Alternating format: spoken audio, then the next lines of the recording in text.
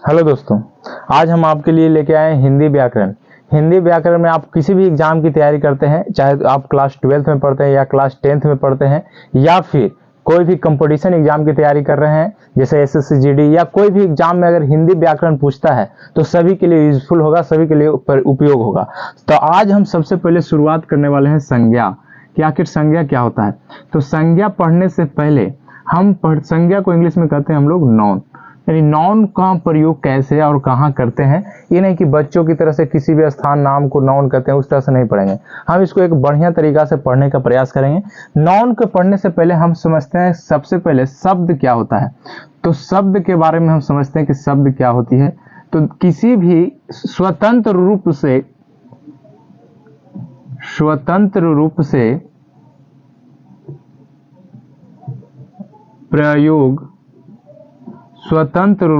प्रयोग होने वाले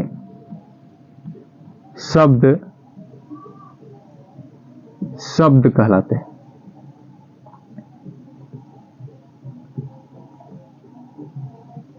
शब्द कहलाते हैं यानी कि अगर हम स्वतंत्र रूप से किसी भी शब्द का अगर उपयोग करते हैं, जैसे हम बोल देते, जैसे एग्जाम्पल में आप समझिए, अगर हम किसी व्यक्ति को बोल देते हैं, जैसे हम किसी व्यक्ति का नाम लेते हैं जैसे रणधीर, तो ये रणधीर हम एक शब्द नाम लिए, यह शब्द है।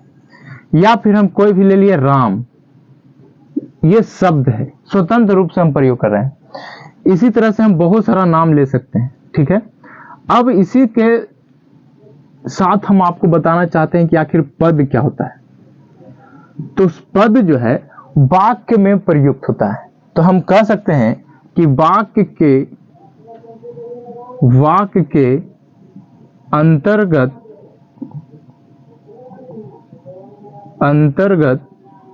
प्रयोग होने वाले शब्द, वाक्य के अंतर्गत प्रयोग होने वाले शब्द पद कहलाते हैं। पद कहलाते हैं। क्या कहलाएंगे? पद कहलाते हैं। जितने भी विद्यार्थी पढ़ते हैं एक बार हमको कमेंट कर दीजिएगा कि हिंदी व्याकरण का क्लास कैसा लग रहा है। पूरा क्लास एक बार देख लीजिए, अगर डिमांड रहेगा तो हम पूरा हिंदी व्याकरण का क्लास हम पूरा लेकर आएंगे। पद क्या है कि वाक्य के अंतर्गत प्रयोग होने वाले शब्द जो है पद कहलाते हैं। जैसे आप हम एग्जाम्पल से समझ सकते हैं, जैसे हम बोलेंगे कि रणधीर पढ़ता है, रणधीर पढ़ता है। तो ये जो शब्द हम बोले रणधीर, ये शब्द वाक्य में प्रयुक्त हुआ है, इसलिए यह पद का काम करेगा। लेकिन जो रणधीर यहां प्रयोग हुआ था वह वाक्य में नहीं, स्वतंत्र रूप से प्रयोग हुआ है, इसलिए यह शब्द है और यह पद है। तो शब्द और पद में कोई तकलीफ नहीं होना चाहिए कि शब्द क्या होता है और पद क्या होता है। दूसरी बात ये बताना चाह रहे हैं कि इस संज्ञा पढ़ने से पहले हम लोग शब्द और पद क्यों पढ़ रहे हैं। तो बताना ये चाह रहे हैं कि जैसे सिंगल वर्ड में हम किसी बात को बोलें, जैसे हम किसी बोलेंगे कि आम, तो ये शब्द है। लेकिन अगर बोल दिए कि राम आम खाता है, तो इसमें जो आम आएगा वो पद है। यानी वाक्य के अंतर्गत प्रयोग होने वाले शब्द पद कहलाएंगे और स्वतंत्र रूप से प्रयोग होने वाले शब्द कहलाएंगे। अब इसी के साथ अब हम समझते हैं कि नाउन क्या होता है। तो जितने भी विद्यार्थी हैं इसको कॉपी में पूरा नोट कर लें, फिर हम आगे चलते हैं संज्ञा के बारे में। अब हम समझते हैं संज्ञा के बारे में। तो संज्ञा जो है इसका शाब्दिक अर्थ हम बताना चाहते हैं। संज्ञा का शाब्दिक अर्थ नाम होता है।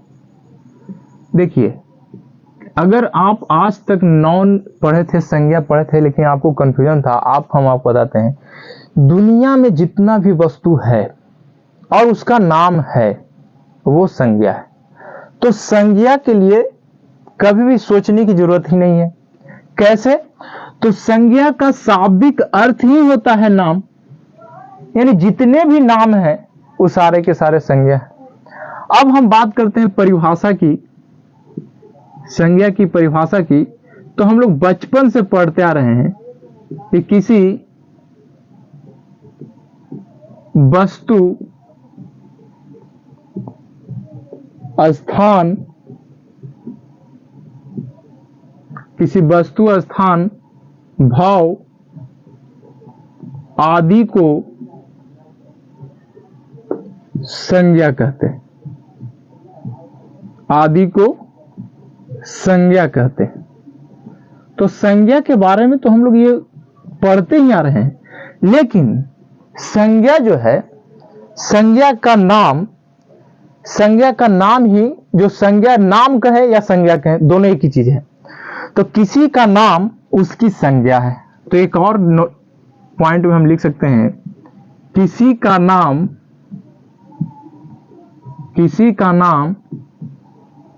उसकी संज्ञा है, उसकी संज्ञा है।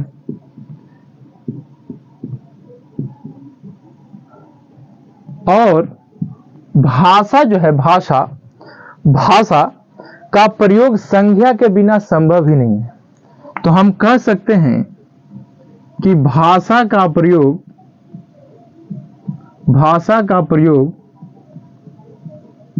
संज्ञा के बिना संभव ही नहीं है, संभव ही नहीं है। अब बात को समझिएगा थोड़ा। जैसे हम अभी क्या क्या पढ़ा चुके हैं। तो संज्ञा का शाब्दिक अर्थ होता है नाम, यानी जितना भी नाम रहेगा वो संज्ञा रहेगा। यानी कि बिना संज्ञा के हम कोई भाषा बोल ही नहीं सकते हैं। जो हम आपसे बात कर रहे हैं, ये बिना संज्ञा के हम बात कर ही नहीं सकते हैं। तो किसी वस्तु, स्थान, भाव आदि के वो संज्ञा कहते हैं। किसी का नाम उसकी संज्ञा है। भाषा का प्रयोग संज्ञा के बिना संभव ही नहीं है। यानी कोई भी भाषा हो, अगर हम भाषा में किसी का, तेलुगु, मलयालम, हिंदी, संस्कृत, सभी में संज्ञा की जरूरत होती है। तो संज्ञा के बिना हम भाषा का प्रयोग कर ही नहीं सकते हैं। नहीं तो हम एग्जाम्पल के तौर पर समझ सकते हैं कि क्या होगा। जैसे समझिए, अगर हम अभी बात कर लेते हैं राम, दीपक, पटना, ये सब जगह का नाम है। कुछ भी हम बोल सकते हैं। जितने भी नाम है वो सारे के सारे संज्ञा के अंतर्गत आते हैं।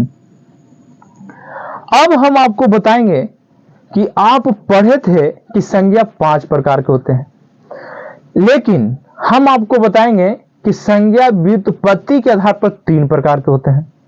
अब वो कैसे होते हैं वो अभी बताएंगे। अभी इसको हम मिटा लेते हैं। 3। अब हम पढ़ते हैं संज्ञा का प्रकार। संज्ञा का प्रकार। उम्मीद करेंगे कि आप जितना भी संज्ञा कहीं पढ़े हैं उससे बेहतर देने का प्रयास करेंगे। समझिएगा, संज्ञा का प्रकार में वो समझते हैं। तो जो संज्ञा है, इसको हम व्युत्पत्ति के आधार पर संज्ञा 3 प्रकार के होते हैं। तो हम कह सकते हैं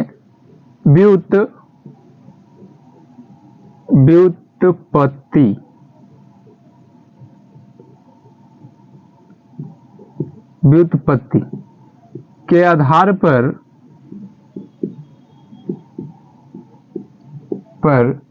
संज्ञा 3 प्रकार के होते हैं। 3 प्रकार के होते हैं। तो व्युत्पत्ति के आधार पर संज्ञा 3 प्रकार के होते हैं। 3 में कौन कौन सा है? तो पहला जिसका नाम है रूढ़, इस संज्ञा का ही प्रकार है रूढ़। जैसे में अगर हम इसकी बात कर ले तो रूढ़ में कैसा, जैसे सिंगल वर्ड आएगा, इसमें सिंगल शब्द। जैसे आप समझिएगा, हम बात कर लेते हैं कृष्णा, एक ही शब्द है। राम, एक ही शब्द है। श्याम, एक ही शब्द है। ये सब रूढ़ के अंतर्गत आ जाएंगे। तो व्युत्पत्ति के आधार पर 3, पहला जिसका नाम है रूढ़ और दूसरा जिसका नाम रहेगा यौगिक। दूसरा जिसका नाम है यौगिक। अब देखिए यौगिक में हम बात कर लेते हैं तो कैसा, तो इसमें भी जैसे देख लेते हैं हम, जैसे जैसे इसमें देखिए लिखा रहेगा पनघट, पनघट। तो पनघट में देखिए दो शब्द पन और घट, बोलते हैं पाठशाला, पाठशाला, इनमें पाठशाला अलग हुआ कि नहीं। हिमालय, हिमालय, तब बताइए यहां पे हिम जोड़ालय, यानी इस तरह से हो गया, इस तरह से हो गया क्या, हम लोग पढ़ लिए यौगिक। अब हम तीसरा जिसका नाम है, तीसरा जिसका नाम है वो है योग रूढ़। क्या नाम है, हम कह सकते हैं योग रूढ़, योग रूढ़। अब योग रूढ़ में हम जैसे देख लेते हैं कि योग रूढ़ में जैसे क्या हो सकता है। तो इसमें हम कहते हैं जलज, जलज। इसका दो तरह का अर्थ निकलेगा, एक यौगिक अर्थ, यौगिक अर्थ क्या होगा समझना बढ़िया से। यौगिक अर्थ जो जल में उत्पन्न वस्तु, जल में उत्पन्न वस्तु, जल में उत्पन्न वस्तु, जल में उत्पन्न वस्तु। और योग रूढ़ शब्द होता है जिसका अर्थ होता है, योग रूढ़ में इसका अर्थ होगा, योग रूढ़ में अर्थ होगा कमल, कमल। यानी कि हम लोग पढ़े कि व्युत्पत्ति के आधार पर संज्ञा तीन प्रकार के होते हैं, पहला रूढ़, दूसरा यौगिक, तीसरा योग रूढ़। रूढ़ में जैसे आ गया कृष्णा राम, सिंगल सिंगल शब्द जो एक हो, कृष्णा राम श्याम कुछ भी। यौगिक में जैसे हम कह सकते हैं पनघट, ये दो को मिला है, पन जो घट, पाठशाला, पाठ अलग शाला अलग, दोनों मिला है तब बना है, इसी को बोलते हैं यौगिक। हिमालय, हिम जोड़ आलय, यानी मिल, इसको बोलते हैं यौगिक। अब बात करते हैं योग रूढ़ की, तो योग रूढ़ में इसका अर्थ ही कुछ का अलग कहेगा। जैसे समझिए जलज, इसका यौगिक अर्थ होता है जल में उत्पन्न वस्तु, और जलज का एक और अर्थ यौगिक, योग रूढ़ अर्थ होता है कमल। अब हम संज्ञा को पढ़ते हैं अलग तरीका से। अब देखते हैं अर्थ के दृष्टि से, अर्थ के दृष्टि से, अर्थ के दृष्टि से संज्ञा पांच प्रकार के होते हैं,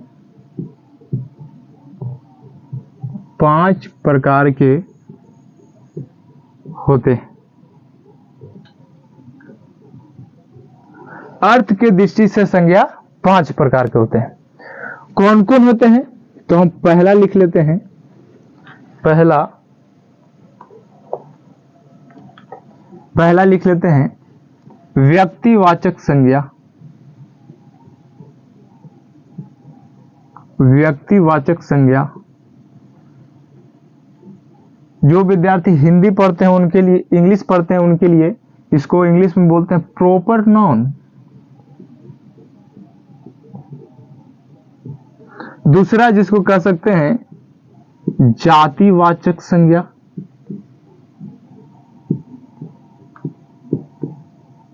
इसको इंग्लिश में बोलते हैं कॉमन नाउन।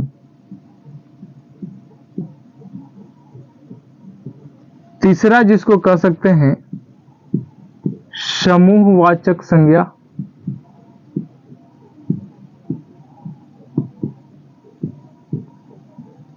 इसको इंग्लिश में बोल देंगे कलेक्टिव नाउन।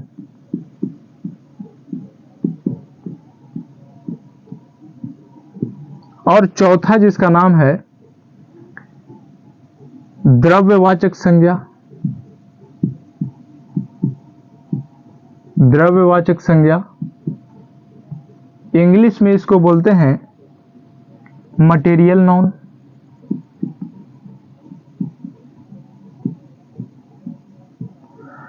पांचवा जिसका नाम है भाववाचक संज्ञा।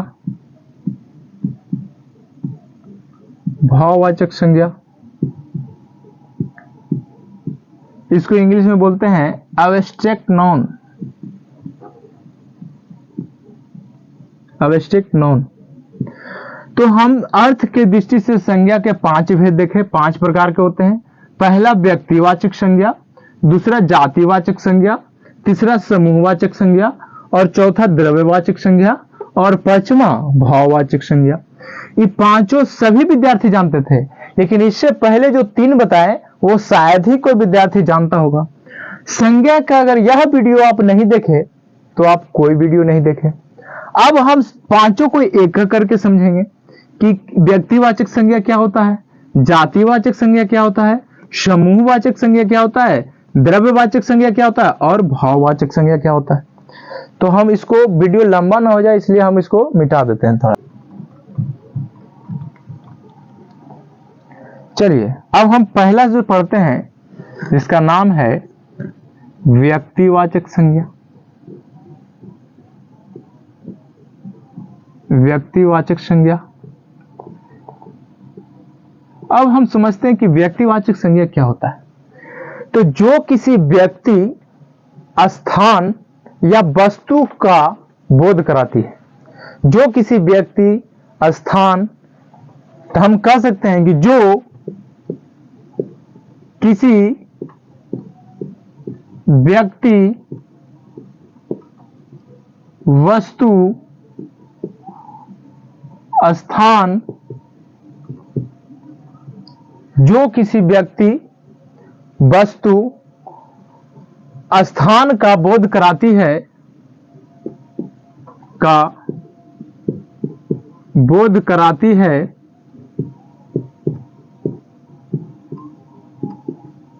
उसी को हम कहते हैं व्यक्तिवाचक संज्ञा। तो हम यहां पे लिख सकते हैं कि उसे व्यक्तिवाचक संज्ञा कहते हैं, कोई तकलीफ नहीं। जैसे में अगर बात कर लें तो हम बात करते हैं कोई का नाम, जैसे महात्मा गांधी। महात्मा गांधी व्यक्तिवाचक संज्ञा है।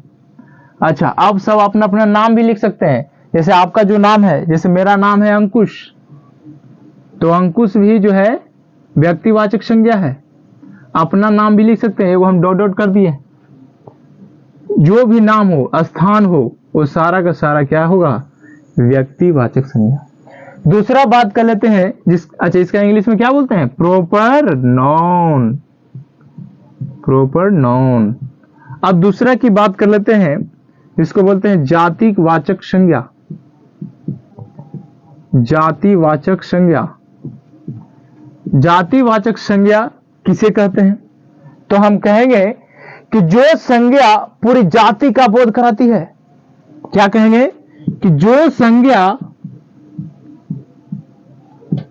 पूरी जाति का बोध कराती है, पूरी जाति का बोध कराती है, पूरी जाति का बोध कराती है, उसे जातिवाचक संज्ञा कहते हैं। जातिवाचक संज्ञा कहते हैं।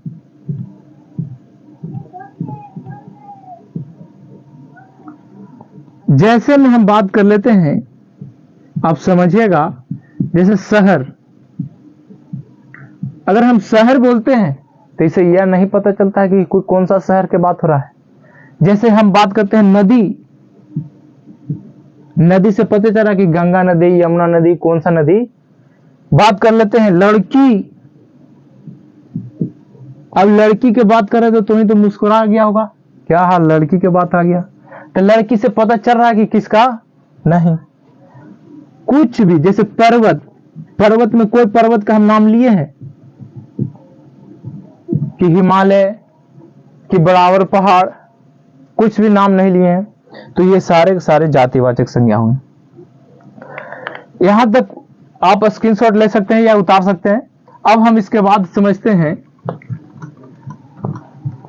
अगला।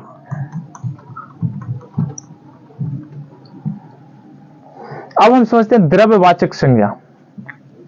तीसरा लेके चलते हैं द्रव्यवाचक संज्ञा। इसको इंग्लिश में कहते हैं मटेरियल नाउन। Material noun.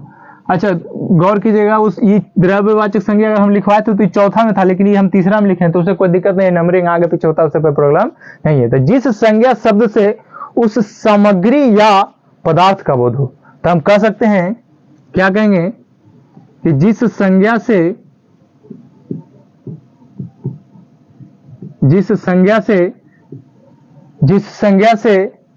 या संज्ञा शब्द से उस सामग्री, जिस संज्ञा शब्द उस सामग्री या पदार्थ, सामग्री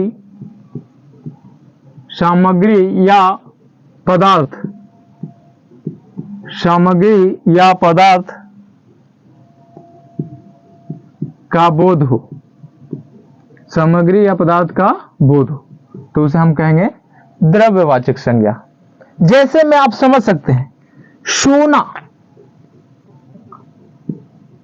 जैसे में हम समझ सकते हैं सोना,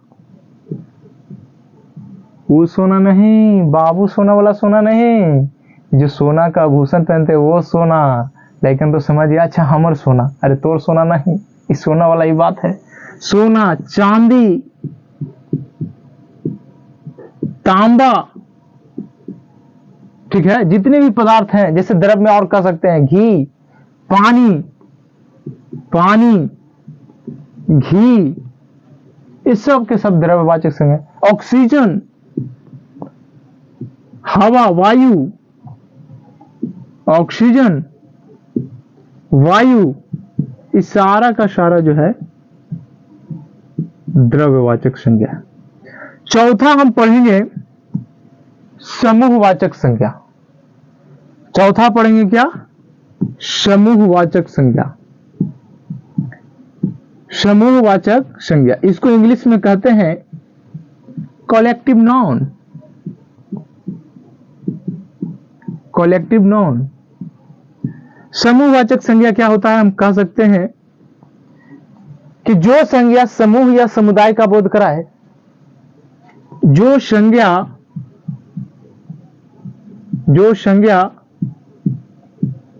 समूह या समुदाय का बोध कराए, समुदाय का बोध कराए, उसे समूहवाचक संज्ञा कहते हैं।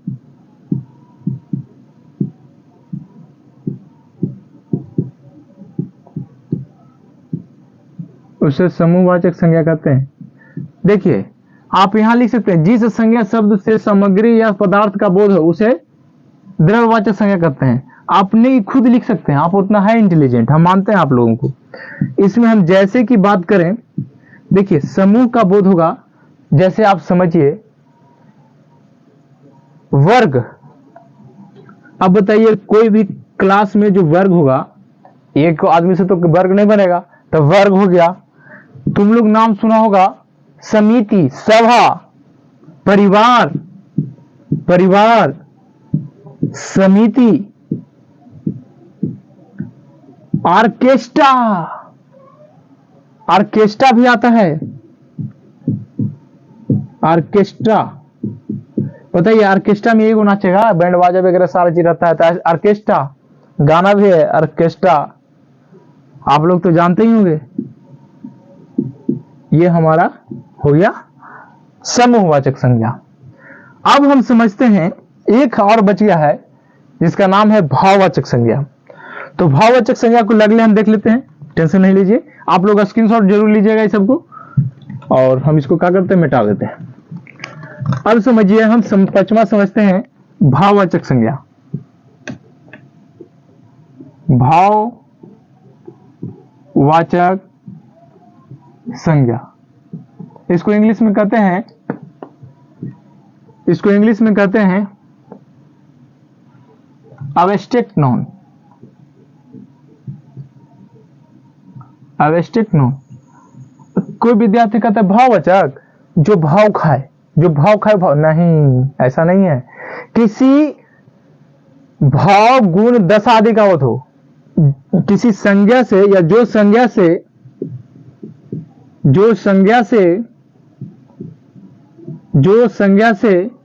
भाव गुण दशा आदि का बोध